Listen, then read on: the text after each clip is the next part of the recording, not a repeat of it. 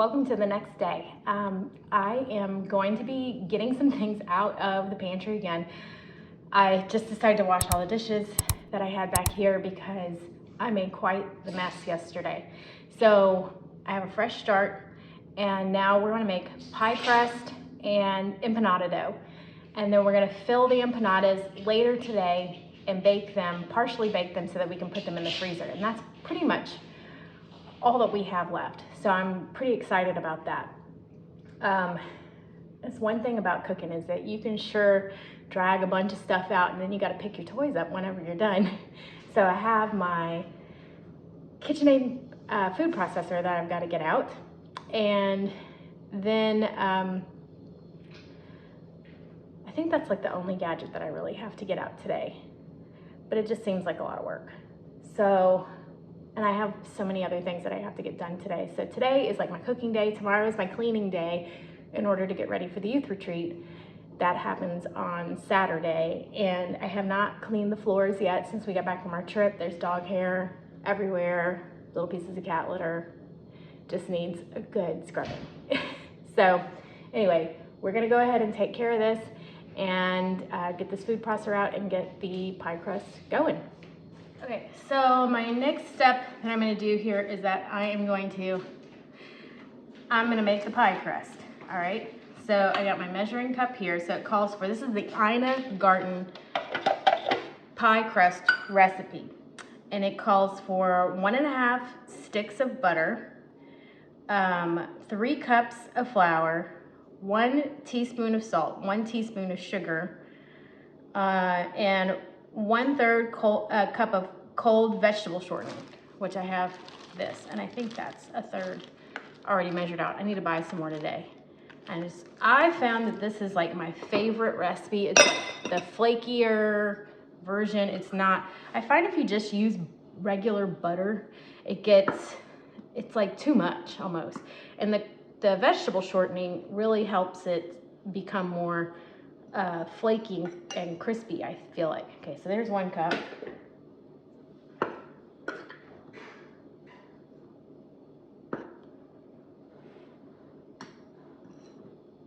Two cups.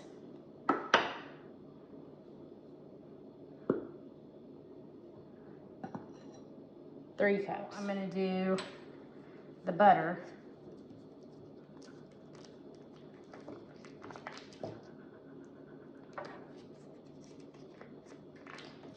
And I'm gonna cube it up so that way you don't want to just throw a whole stick in there. Most of you probably know this, but some viewers may not. And this is butter I had in the freezer, but I just pulled it out this morning and I let it it's just to where I can like kind of just cut it. It's still very cold, but it's where I can cut it pretty well. And then it's gonna go in there. And now here, I love how they give you these guidelines on the stick of butter and how you know where the half stick of butter marker is instead of having to guess. So go ahead and unwrap that. And you guys have probably seen me make pie crust before. I had another new YouTube channel still up. It's called Share Sheds TV. It was gonna be the start of a nonprofit to feed people, and it ended up not really working out. But I created a YouTube channel for people to be able to watch something good on TV and be able to know what to do with their groceries and things like that. All right, so here is my 1/3 cup of shortening. Perfect for what I need. I'm gonna cut that up.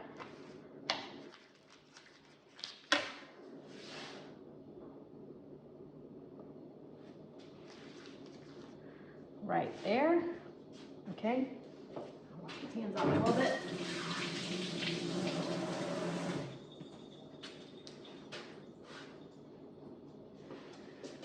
Okay, now for the sugar, that was 1 teaspoon of salt, 1 teaspoon of sugar. even though this is going into a savory dish, you still want the salt and sugar to be able to balance out the flavor. Himalayan salt. I love this thing, by the way. If you don't have a salt container, I recommend it. I don't typically put my hands right in it, but it's nice to scoop out of, and I use it to like pour in my hand and whatever. Okay, so I got that, and now I'm gonna put the lid on here, and I'm gonna pulse it, get the butter, and let's see, I'll move this in a little bit more, as much as the cord will let me. Okay, so I'm gonna just keep pulsing it until it becomes like sand. And then you reach the part where you can put in the ice cold water, about 6 to 8 tablespoons.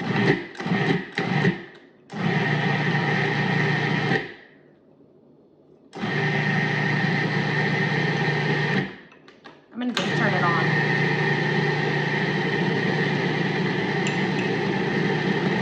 And you just want it to be able to come and gather in as a ball, in a ball.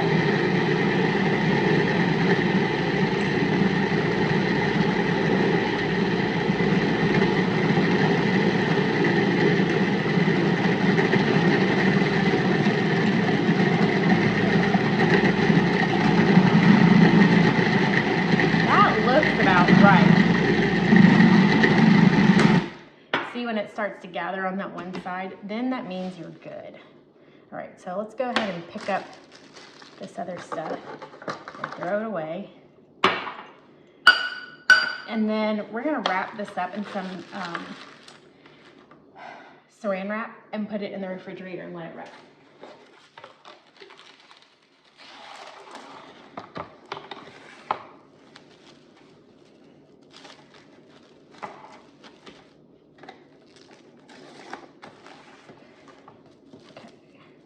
There's that.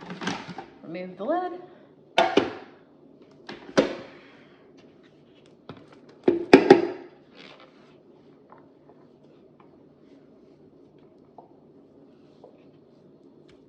Now I'm probably going to divide this up into 2 pieces of dough. It's just a beautiful dough. It's really, really nice.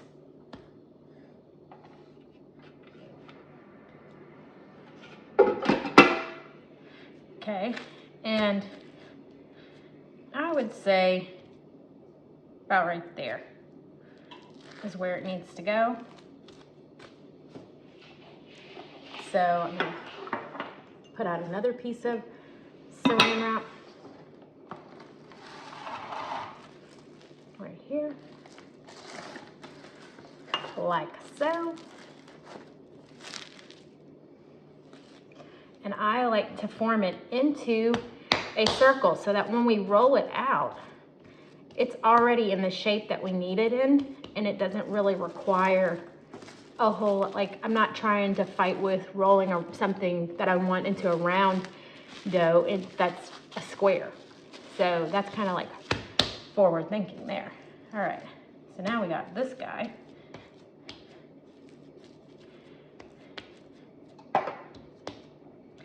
I've always found that if you let your dough rest, it's really better for the construction of the dough and how all the ingredients just kind of marry together. It's just great.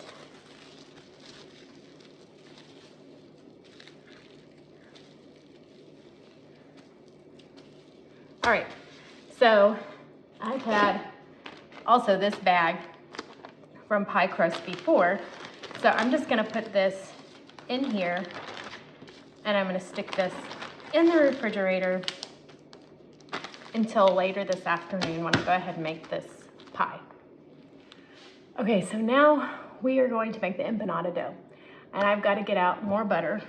This recipe requires 4 cups of flour, 1 stick of cubed butter, a ½ teaspoon of salt, and a ½ cup of water, and 1 egg, room temperature whisked, which I did not bring out an egg to make room temperature, but I think it's okay. So we're just gonna roll with it. All right, I've got an errand to run after this, so and I think it'll be okay in the food processor. So let's go ahead and see. Let's see. There we go. Now we got that. Okay, we're gonna do, let me get the butter out. 1 stick. Now, it says unsalted butter, but I prefer the flavor of salted butter. So I think it's really what your preference is. Some people would say, I like unsalted and would follow the recipe to a T. Others would say, I like salted. I'm a salted butter person. Okay, 4 cups.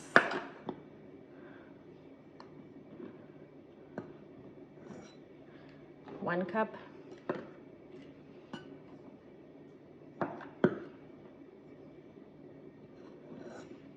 2 cups.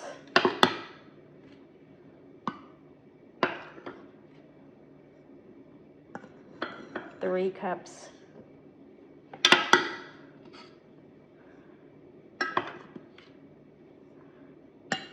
4 cups. Okay, then it said, oh, I gotta get the egg. Here is one of my friend's backyard eggs. Like, seriously, look at this thing. It's huge. Oh, goodness. And the shell is really thin. Okay, got one of those. Wash the egg off. Rinse my hands.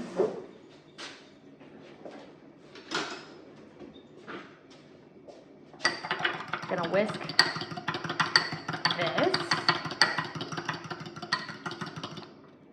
Okay.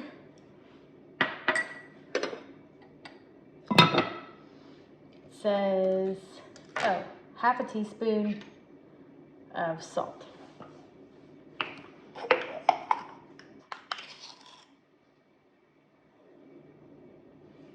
Okay.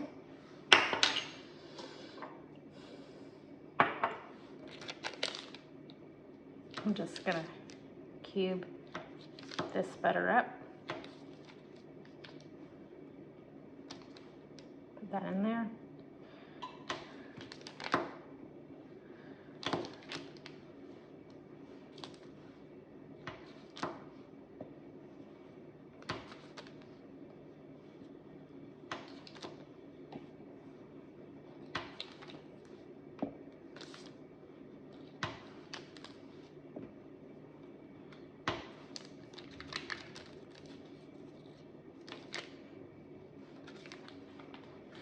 All right, the lid. Here we go. Okay. Whoa, get away from me. I just want to incorporate the butter in with the flour. Now I'm going to pour this in, and I'm going to kind of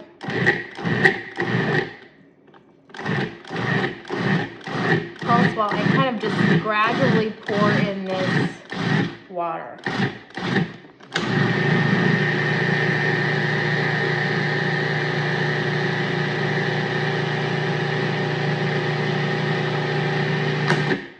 You also want to know that you're going to be kneading this dough a little bit. Let's see. How's it looking so far? Oh, we got more to go. We got more to go.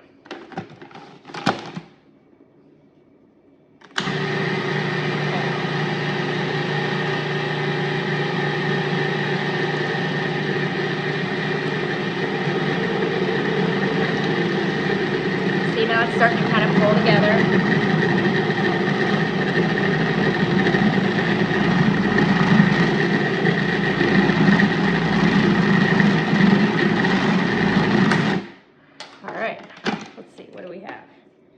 Oh yeah, that's perfect. We might need a little bit more flour, but we can do that on the countertop. Wipe this down really quick.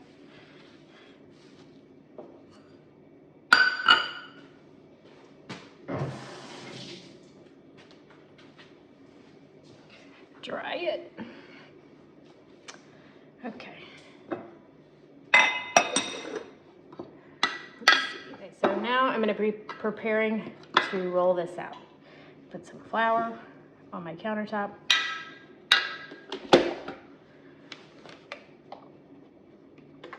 It's a little bit on the sticky side, but that's okay. I feel like, and I'm hoping I didn't overwork the dough by having it in the food processor, but it was just so easy. Okay.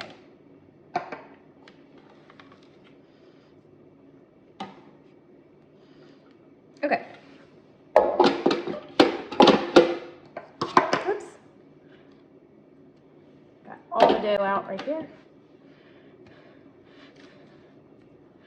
And you just want to knead it for a little bit and really make sure that it's going to be a good and elasticy type dough.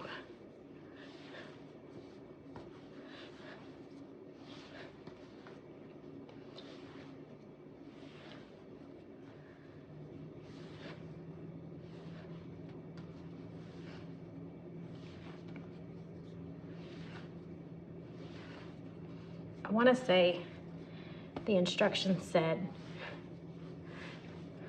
about 5 minutes, just like you would. You want to, when you knead it, you want to push out with the heel of your palm forward and then bring it back in, and then even kind of like turn it over.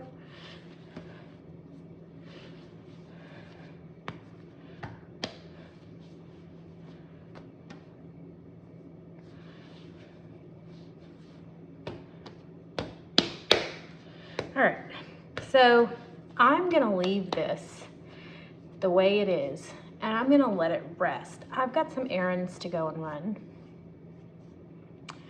And I think if I leave it alone for a while and put it in the refrigerator for the next couple of hours, that when I come back and I wanna roll it out, it'll be good to go. Or maybe I will cut it into little portions now. Yeah, I think I'm gonna do that. Let's do that. Then we'll be ahead of the game. Maybe. This is such a hard decision to make. Then I'll have crusty ends on my,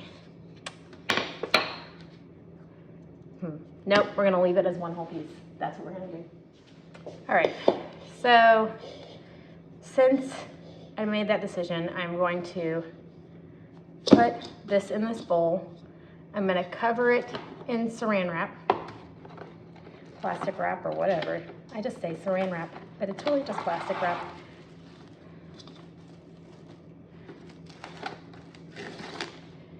And press it tightly to the bowl. And I'm gonna put this in the refrigerator until I get back, and then I will make small dough pieces and roll those out individually to make empanadas. And then we will heat up the taco meat and put in the seasoning and whatnot and fill these, partially bake them, and then put some in the freezer. That's the plan.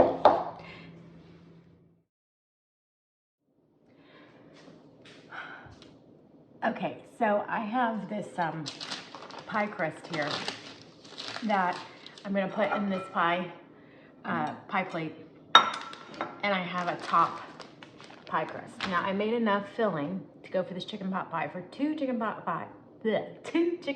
pies.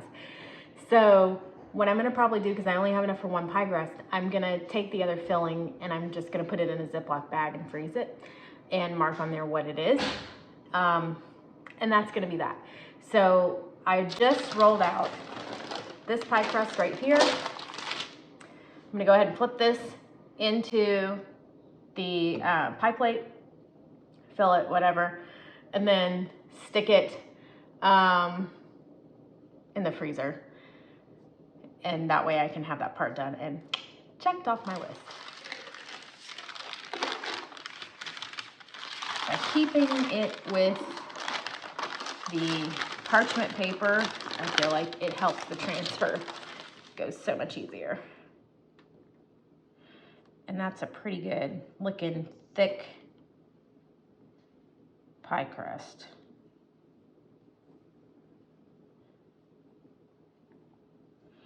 All right, So let me get a spoon, and we're gonna spoon out this. Now I don't add any extra salt or pepper to this because the cream of chicken already has salt in it. And if you want to add black pepper, I think that would be fine. But if I'm being honest, I would say don't add any more salt because it's going to be too much. And you can always add salt, but you can't take it away.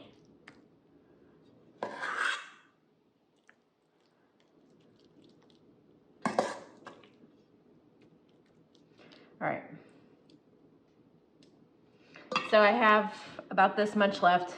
That's enough for like a small pie there. So, and I'm trying to stretch this as much as I can. All right, so let me go ahead and put the parchment paper back down. Let's get some more flour going here. And I'm using a paper towel to wipe my fingers off. So we'll go ahead and roll this. Okay, so now I have the top part, and I sprinkled some flour down here so that it's not sticky. I'm gonna put some on top. That's probably too much, but that's okay. Okay, so you want to push out whenever you're trying to make a round pie crust. And usually I have a bigger rolling pin for this, but I'm kind of feeling the smaller roller pin these days. Rolling pin, smaller rolling pin.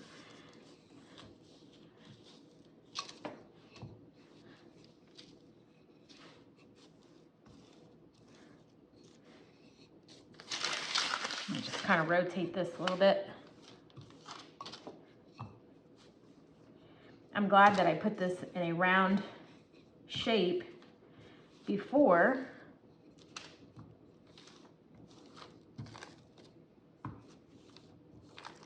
because otherwise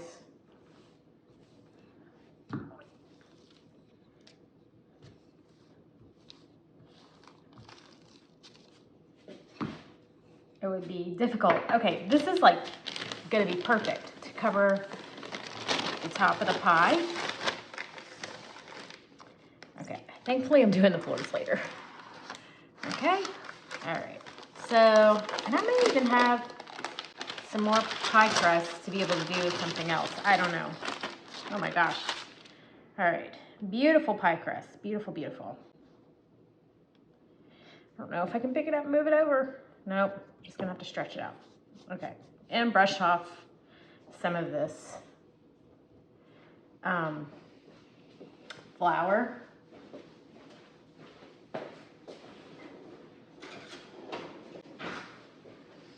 So anyway, all right, so I think I'm gonna kind of say, do you do it like this? I think you do. You put your fingers in the middle. Oops. Some might turn out better than others. This is all part of the learning process here, people.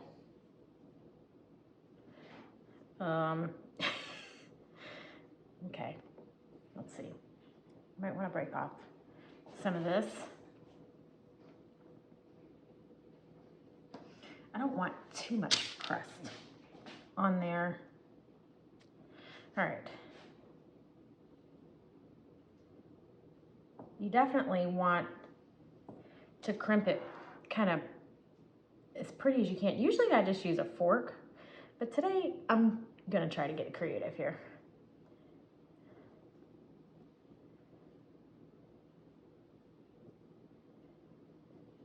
Okay, I feel like I'm getting the hang of this.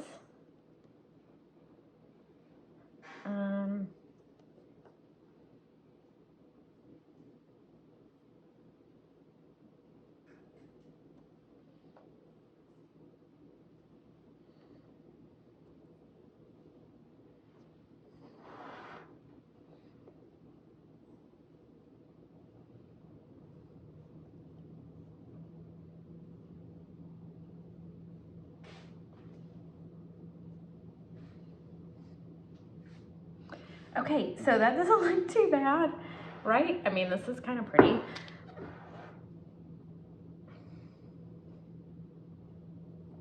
And look,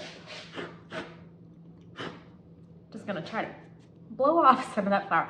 Anyway, whenever they go to take it out, they'll put an egg wash on top of it and it'll take care of all the flour situation. I am gonna put some vent holes in it. And that's gonna be just lovely. Okay, chicken pot pie is complete. Moving on to the next thing. Let me get a Ziploc bag to put this in. This is not enough to really make a pie out of, so I'm gonna end up tossing it, which kind of makes me sad, but that's okay.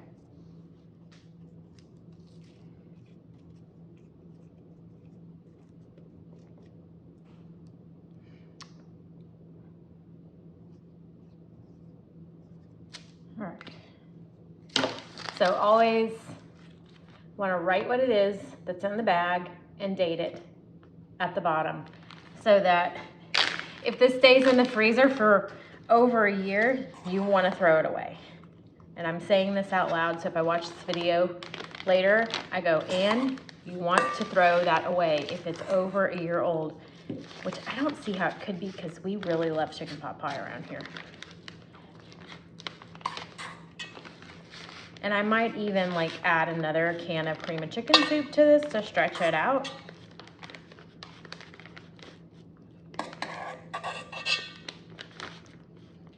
Okay, so here we go.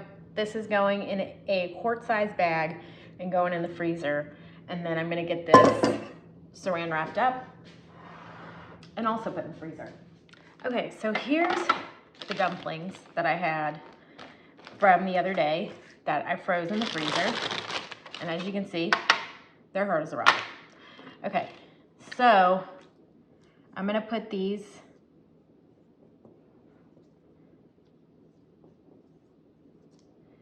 in this Ziploc bag here that I've marked dumplings and I put the date on it.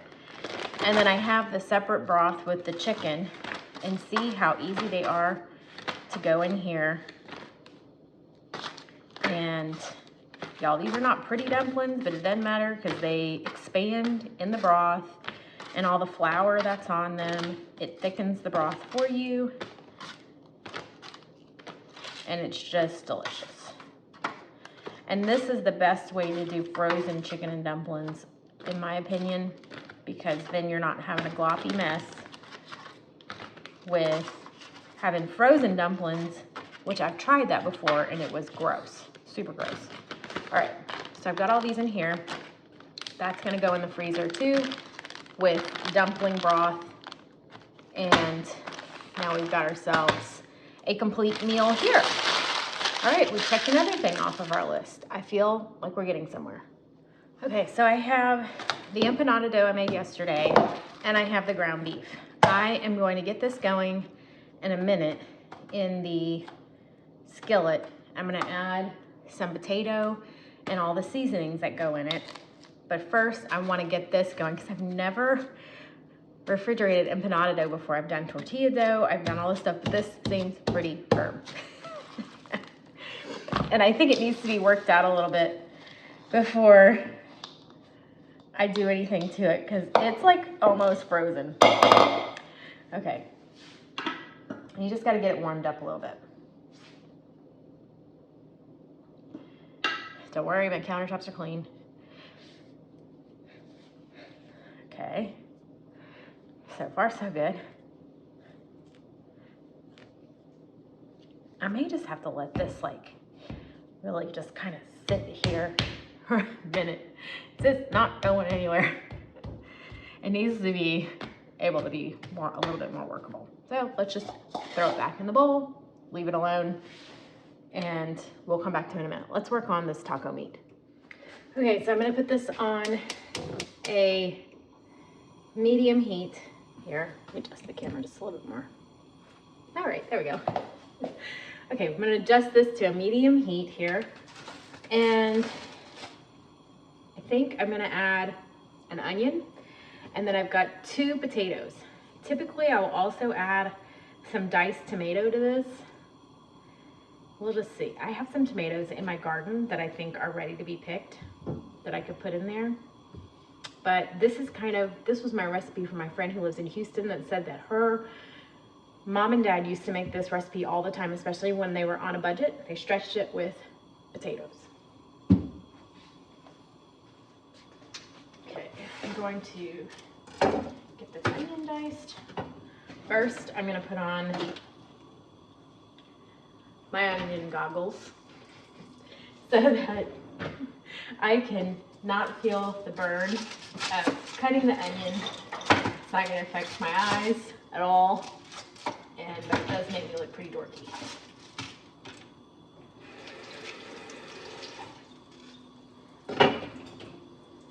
Because it's a good thing I put these on because I can already feel it through the glasses.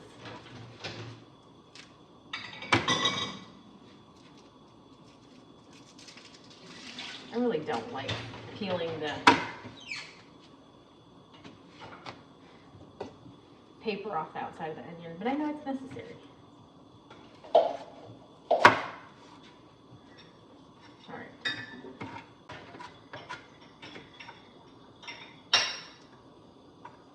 All right, I'm probably also gonna need some garlic. So I'm gonna put this in here. Put a little bit of olive oil.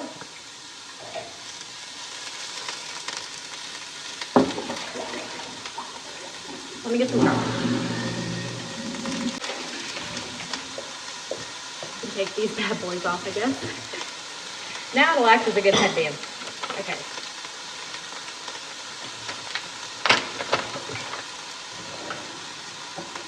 It's my favorite spoon to cook with. If you don't have a favorite spoon, you're missing out. I love a good wooden spoon. Because they don't get hot, too. If you lean your spoon on the edge of the pot, it doesn't get hot like a metal spoon would. All right. I'm just going to kind of give these a rough chop.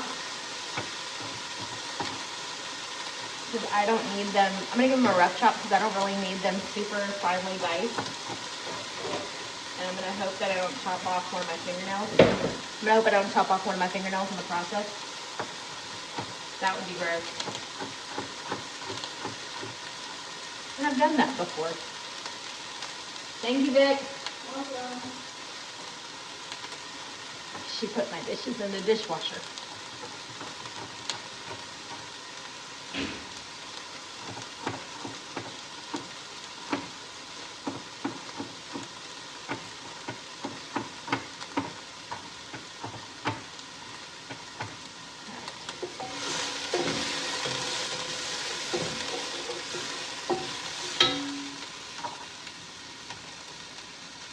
This was like probably 6 or 7 cloves of garlic in here. Okay, now these guys need to be washed and peeled so that I can go ahead and put this in the taco meat. Okay, I'm gonna go ahead and dice up, let's see. Dice up these potatoes small.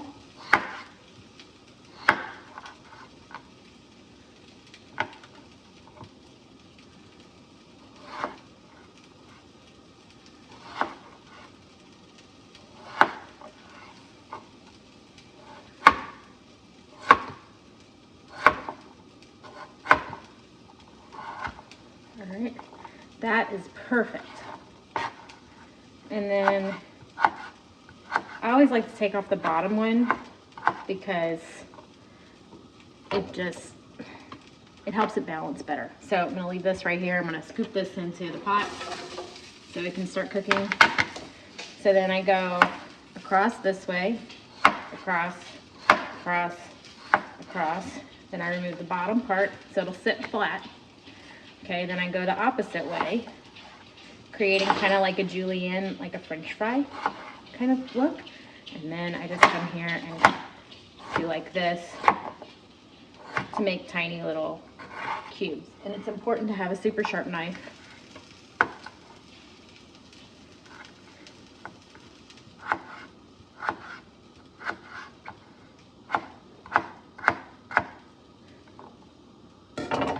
then we're going to put this in the pot.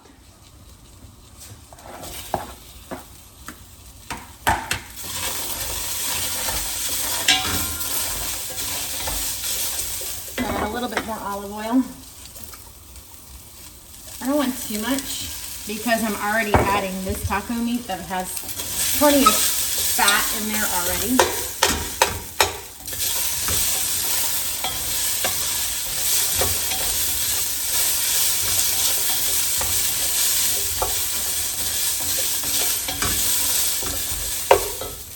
All right, so now let's add the taco meat. Let's see if it'll all come out. Oh, there, yay!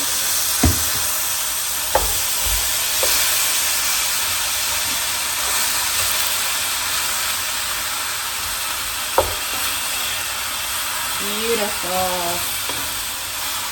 Golly, it smells like heaven. Smells like heaven in here. All right. Okay, so the next thing that I'm gonna add is, okay, I'm gonna add a couple of bay leaves.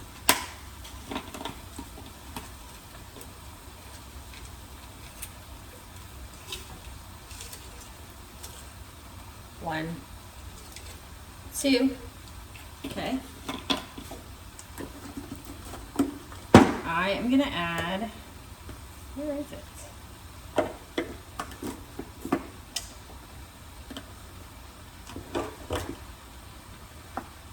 Chili powder.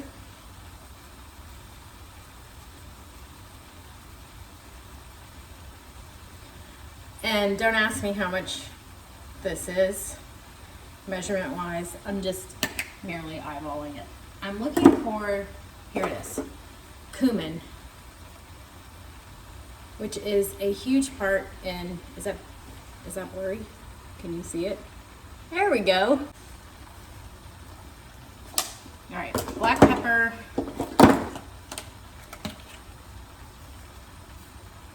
garlic powder. Okay, we have garlic in there. And I do have some smoked paprika.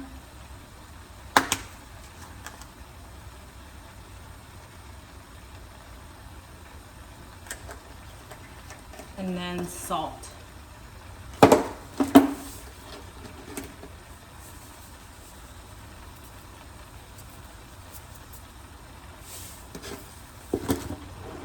All right, so this is like a wonderful array of spices here. So you don't actually have to go and get, you know, these spice packets that are pre-made. You can do your own.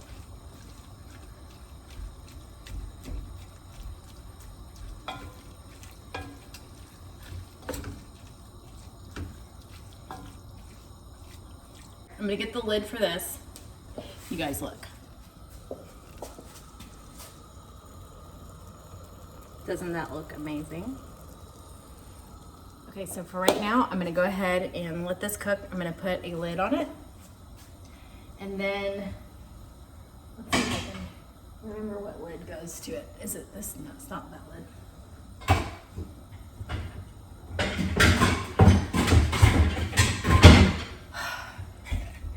Even for as organized as I feel like it is underneath that cabinet, still sometimes I feel like it's not enough. All right, so I found the lid. I'm gonna go on here and I'm gonna just let it simmer for a while and let all the flavors marry. And once all of that kind of combines, then I'll see if it really needs tomato in there or not. I'm gonna guess probably not. And I'm gonna work on this empanada dough and try to get that, all the little round parts looking good and shaped up, and so then that way I can fill them and partially bake them, and then I will have the empanadas done. But I need to also get my chocolate cake together and frosting and all the things. But I feel like, thank you, Jesus. He is just giving me lots of grace today, and it's helping me with the timing of everything. And it's not even 2 o'clock yet, and I've gotten a lot done so far. So it's gonna be good. It's gonna be good. All right, let's keep going. All right, so the next step is we're gonna make about 17 or 18 little tiny balls to be able to use for for our empanadas. All right, so I'm gonna divide these up like this. That's how I best do this one step. Okay, so then here it's like I'm making little guidelines.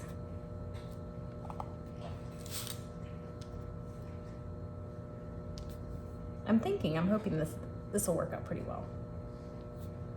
All right, now I can cut through here. 1, 2, okay. So now I'm just gonna kind of make it as a little tiny ball in my hand. And then this one also. And some of them are a little bit smaller than others, and that's okay.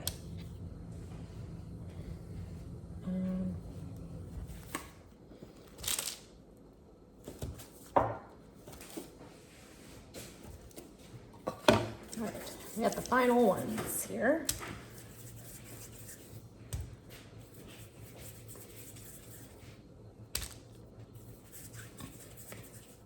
Okay, so now let's go ahead and count them and see what we have. 1, 2, 3, 4, 5, 6, 7, 8, 9, 10, 11, 12.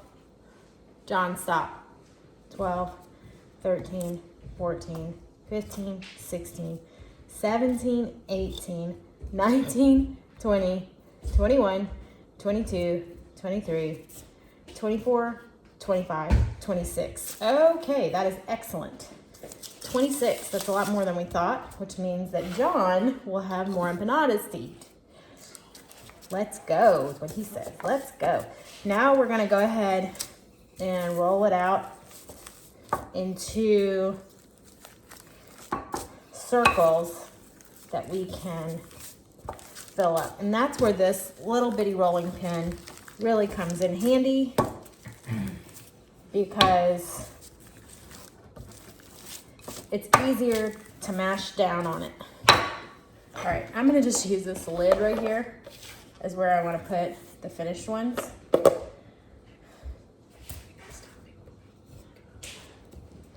Okay, so now I'm gonna roll out some more.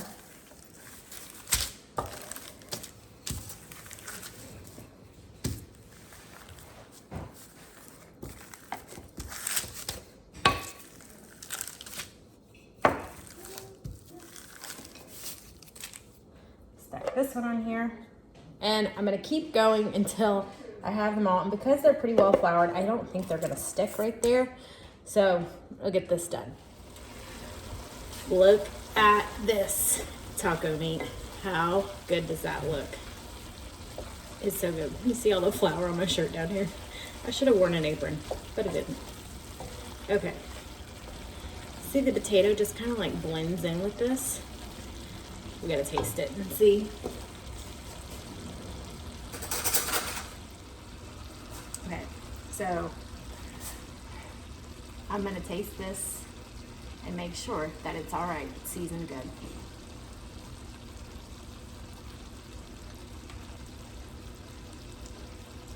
The flavor is really good. Really, really good. I don't think it needs any tomato, if I'm being honest. Let me just see. Maybe a little bit more. Maybe a little bit more salt.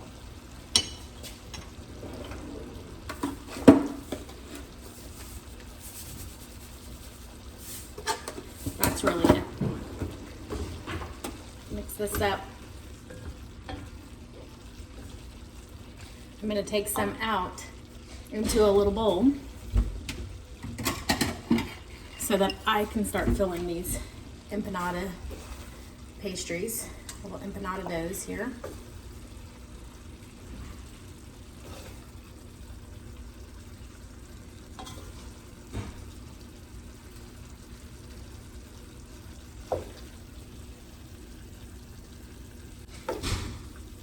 And I've got my oven preheating to 375.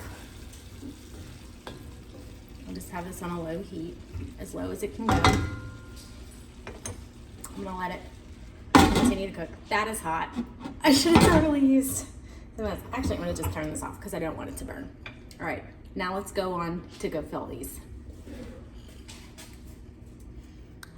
Okay, so this is what I have remaining to roll out, but this is what I've gotten done so far. It's a pretty good stack.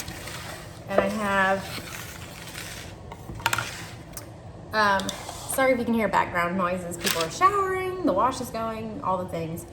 So, and then I have this, and I probably need to get a fork for my little assembly line because they're gonna go on here. So, and then I have the filling right here. Fancy tools, which is a spoon and a fork. So I'm gonna take my one empanada dough. Come on, little buddy. Like this. I'm gonna lay it out flat. And I have another video too that explains how these work. But you really only want about 2 tablespoons of filling. You don't wanna overfill these guys. Maybe like 2.5. Because then it'll bust out of the sides, okay? And I may have overdone it here. You wanna fold them over. Sometimes it's good to have also like some water to seal it so that all the ends stick really well together.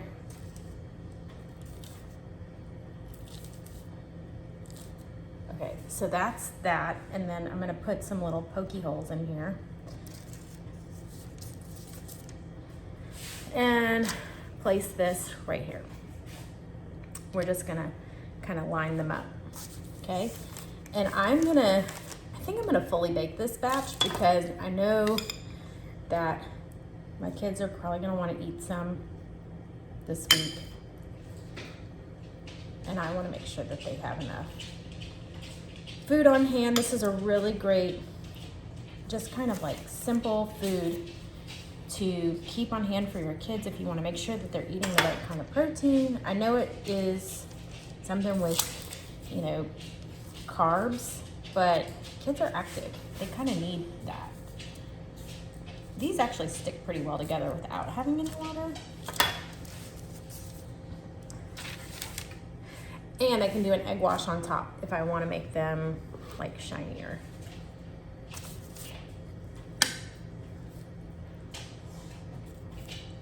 I'm gonna put these in the oven for 25 minutes and then we'll see what happens when they come out.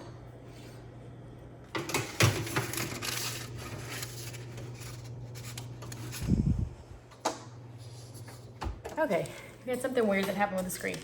We've got the Brock women here working together to get the rest of these things done. I just realized we have to bake a chocolate cake because our pastor, who is coming to our youth retreat, it's his birthday tomorrow. And I did not pick up a cake already at the bakery. I thought it's better to make homemade anyway.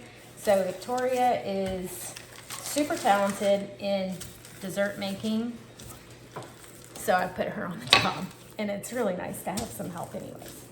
So I'm finishing up with these empanadas, and she's gonna work on the chocolate cake, and that's how we get things done.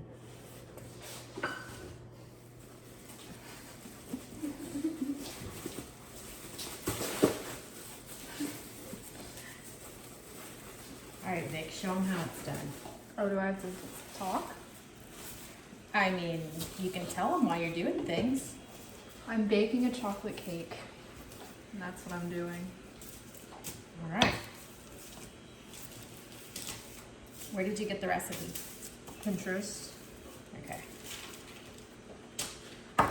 From you, actually. Yeah, but we got it from Pinterest. It's Yeah. actually an old recipe from our family because we all just like are so perfect and talented at baking. Don't lie now, don't lie.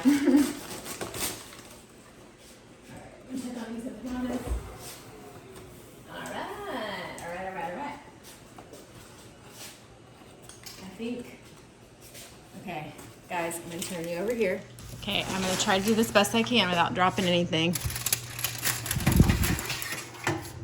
These look amazing. We're gonna come. Uh-oh, she's gonna sneeze, y'all. Okay. I covered it. She covered it. All right. These look so good. So Vic is going to go ahead and finish making this cake.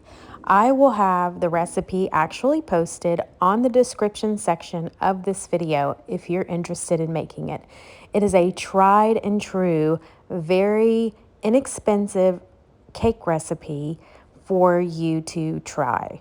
I recommend it because if you're using a box mix, typically you're only going to get one cake out of a box mix that will fit a casserole dish.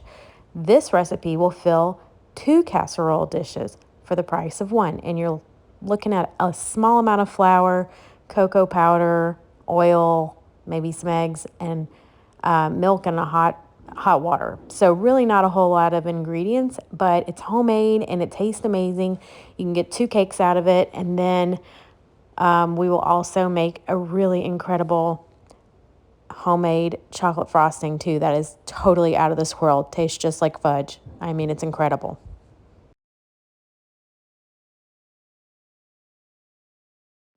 I might also add that working with a teenager and then having another teenager in the background makes for very interesting commentary.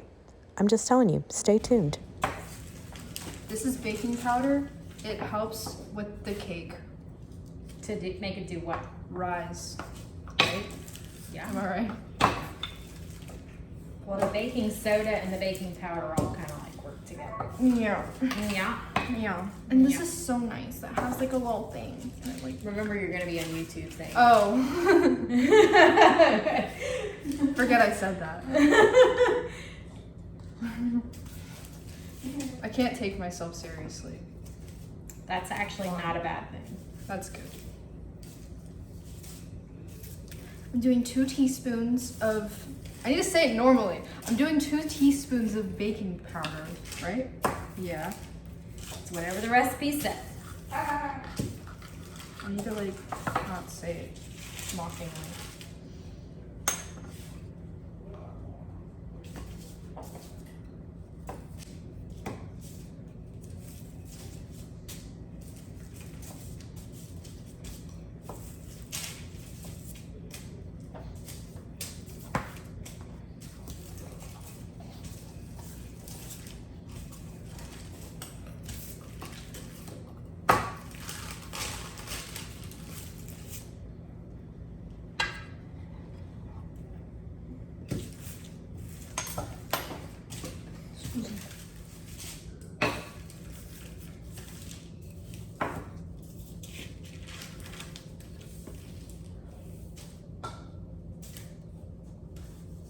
I always thought it was weird that we have to put salt in it But why do you think we need it? to balance out the taste. Right. I know things. You do know things.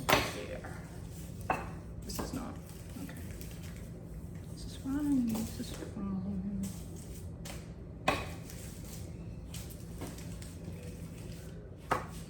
Okay. And now I'm gonna whisk it together. I don't know how to say it. How do I? I can't say it like Normal? normal. And now.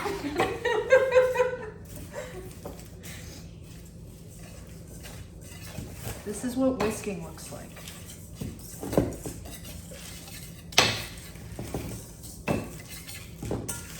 Ah! Got it everywhere. I know what I'm doing.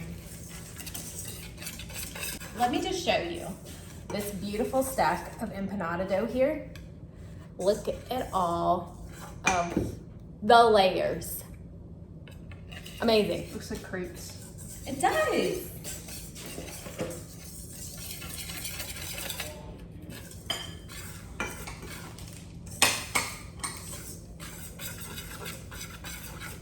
think it's done.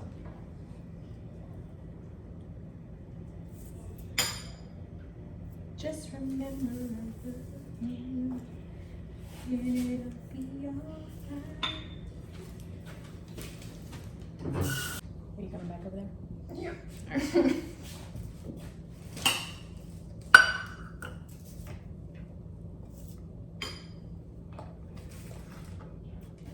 And now I'm putting milk in it. How much milk? 1 cup. Okay. Do I really have to say it, like everything that I put? Yeah, because you're teaching people how to make. Okay. I'm holding up the measuring cup and I'm pouring the milk inside of the measuring cup. Make sure that it says 1 on it. 1 cup. Please edit that out. Teenage sarcasm. Oh, yeah.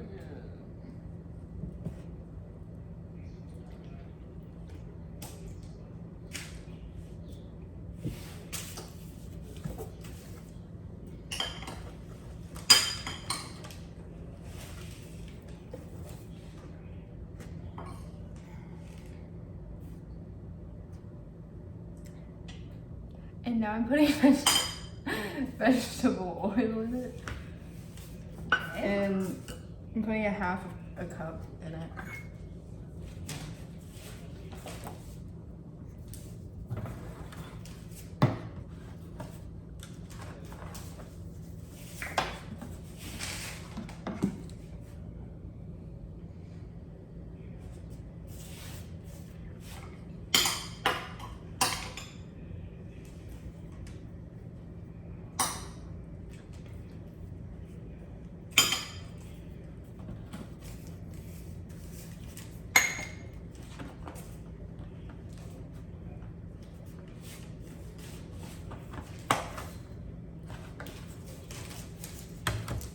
These eggs are awesome.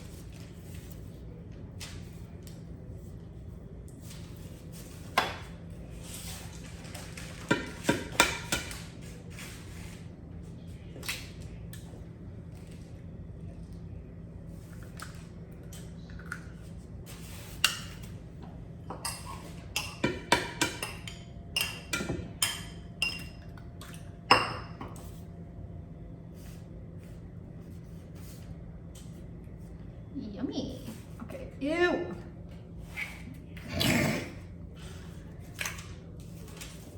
feel gross.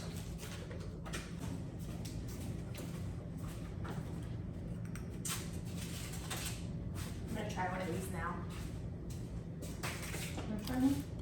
Mm-hmm. Mm-hmm. Oh, so good. Mm. Mm. Mm-hmm. The crust is super buttery. It has its own flavor. And then the meat tastes really good too. What do you think, babe? Good. It's good. It's just really simple food. Mm-hmm. It doesn't, you know, require a lot of hard work. And then you could also put other things in there. You could put carrots in there, you could put celery. Some people put olives, like green olives. Remember that one lady that put like hard-boiled eggs in it? Mm-hmm. We had a friend who was from Paraguay, and she made these, and she put hard-boiled eggs in with the meat, and it had a whole different flavor. And hers were prettier, I think, Becca's empanadas were prettier than mine, but She really perfected it. mm-hmm. But they were so good. And she fried hers. I baked mine. So I highly recommend this. You gotta make these empanadas. Guys. All right, I got you back on. And now I'm stirring. I might have messed it up though. Not completely, but like I was supposed to add in all the wet ingredients minus the boiling water and then mix it and then slowly stir it in, the boiling water, and then I poured it in altogether. So. Well, you didn't mess up as much as I did on this empanada dough. What did you do? I don't know if I put enough flour in between them, and now they're all melted together. That's nice. All right. Look at this. Sorry. Look at this. It's battered. If you left it like that, it would be kind of more like brownie batter. Yeah.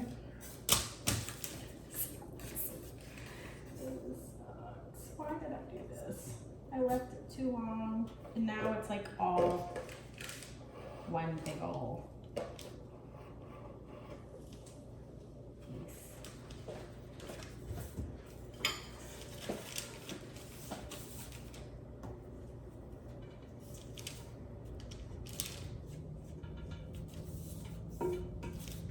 Oh, are you doing that already? Hold on. I used to explain. Oh, hello. I think this goes in 2 casserole dishes because we're being lazy and we're deciding not to do a layered cake. We're just gonna do 2 casserole dishes. It's gonna be fine. Mm-hmm. It's gonna be fine. Totally fine. It's gonna be fine.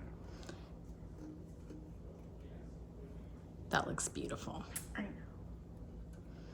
Okay, now what are we doing? We're putting it in the oven at what temperature? 350. For how many minutes? 30 to 35 minutes. Okie dokie. Okay. I burned myself. All right, well, don't burn yourself.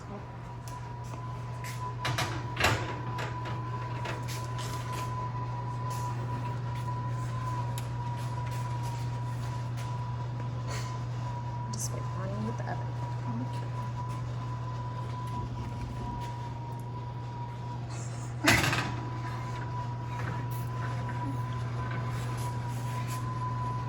Perfect. All right. We're gonna film bring the time. Okay, these cakes are done. I just did the toothpick test and it came out clean as a whistle. So I'm gonna get my little shark mitts here and let me get out some trivets. Victoria, will you get some trivets? We'll put it back here.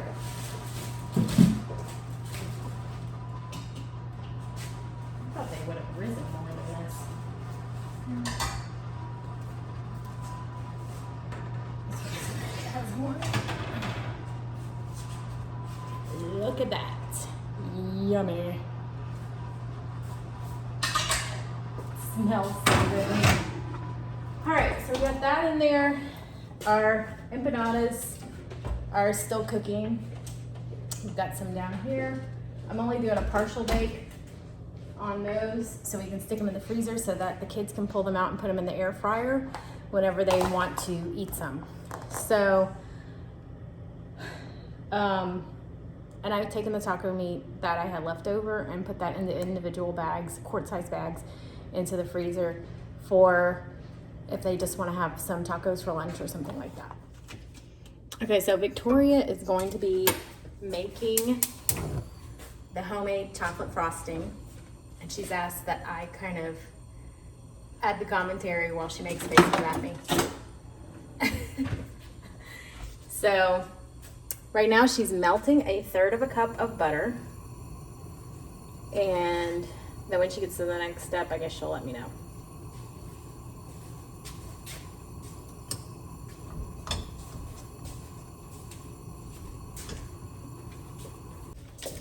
I have my partially baked empanadas that are gonna go in the freezer.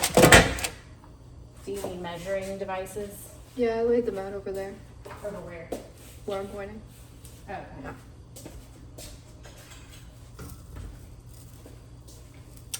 We have not made this frosting recipe before. Sorry. So this is kind of new to us, and I'm so excited that we're doing it together. So excited. You just wanted to hug me on the internet. And we'll hug you on the internet. Mm-hmm.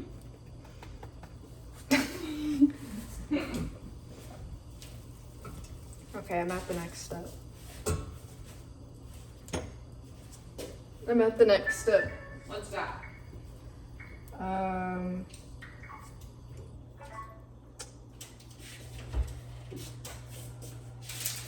Cocoa powder. How much? 2/3 cup. Okay.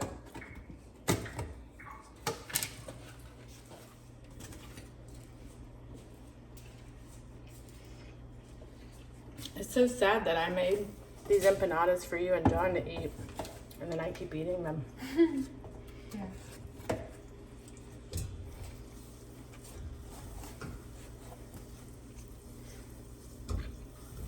Mmm.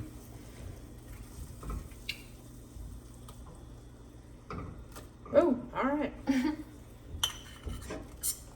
I'm the sous chef, y'all. Yeah, y'all.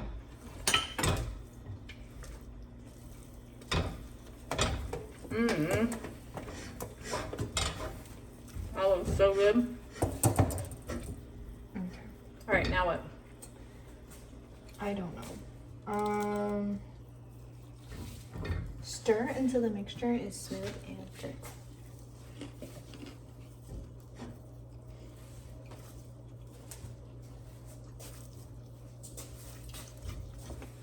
Here, I'll open this for you. Okay. Is that- 2 to 2/3 cups.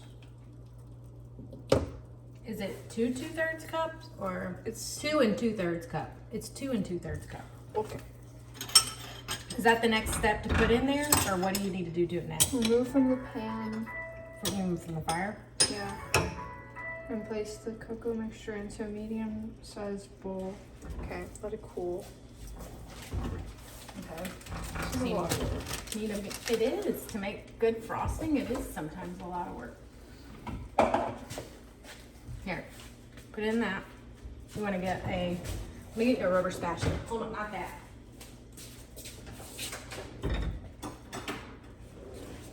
Okay, you hold the bowl and I'll scrape it in.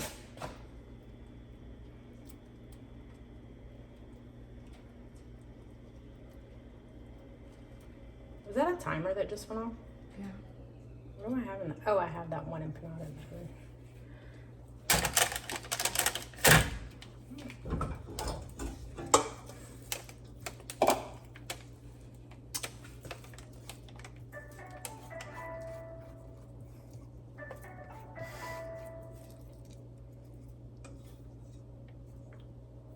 What, did I get you? No, I'm worried that you're gonna get me. I'm not gonna get you. Got me. I did not get you. Yes, you did. I'm sorry.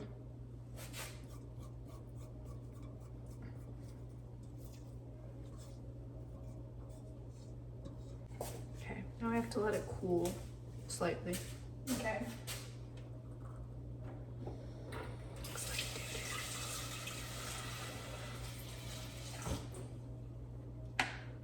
I want to eat it. Oh, I know. It's gonna be a really It good cake. smells like cocoa powder and butter. Mm-hmm.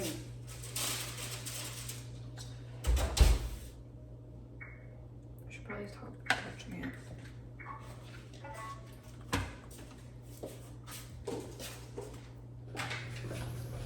I realized that when I was showing you this frosting video that I did not show you the other steps. It's not just cocoa powder and butter. There is powdered sugar and milk and vanilla added to this, but I'm going to post the actual recipe down in the description. So make sure that you keep an eye on that so you can follow along the recipe. Otherwise, it's going to taste pretty bad, but this frosting is so fudgy and amazing.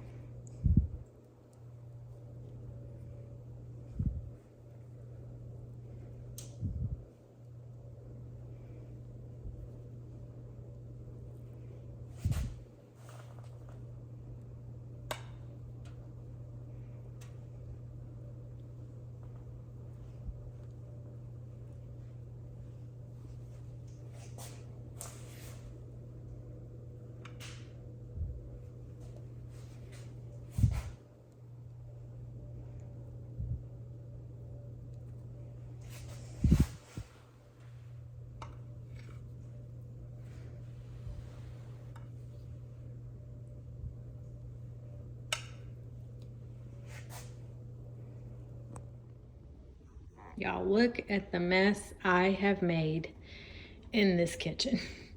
But then also look at the beautiful frosting that I made. This is homemade chocolate frosting, y'all, to go. And I just found this itty bitty bowl. I should have gotten something bigger, so that it's gonna go as another layer on top of the chocolate cake that I had from before. And I'll post this recipe. Right, here goes the second layer of this frosting. I hope this has been chilling like a villain in the refrigerator for the past 30 minutes. And this just looks so delicious. I've never made homemade frosting to go on a cake before, but I'm thinking I kind of like it. It looks so good. I hope that Pastor Greg really likes his homemade birthday cake. Oh my gosh.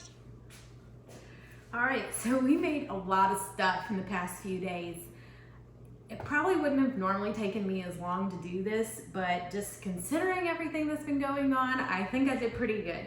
We've got, let's see, one meal that's divided into two, so that's 2 meals, 4 meals, 5 meals, 6 meals, 7 meals, 8 meals, and I didn't even show you this, but I made my own lox with a piece of salmon with just salt and sugar to curate. It's gonna take about 2 or 3 days before it's done, but I'm super excited about this one.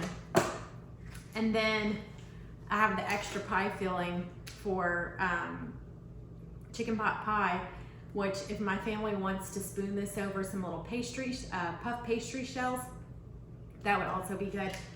And then we also have the fruit that we diced up here to just have really good grab and go treats for everybody. So I hope you enjoyed this episode, these couple of episodes on just meal prepping and getting prepared to be able to have your family eat well while you're out of town. And I've got to go to Texas. I've got to go check on my dad and go see my family. So I'm gonna see y'all later. Thank you again for joining me. If you really like this video, please give it a thumbs up and make sure that you leave us a comment and let me know what you liked and what you want to learn more about. Also, subscribing to this channel will help you to get more notifications on when new videos come up, and we would love to have you as a part of our Rockin' Around the Homestead community. So I hope that y'all have a wonderful day. I hope you try some of these recipes. I'll post them in the description, and y'all have a blessed day. Bye.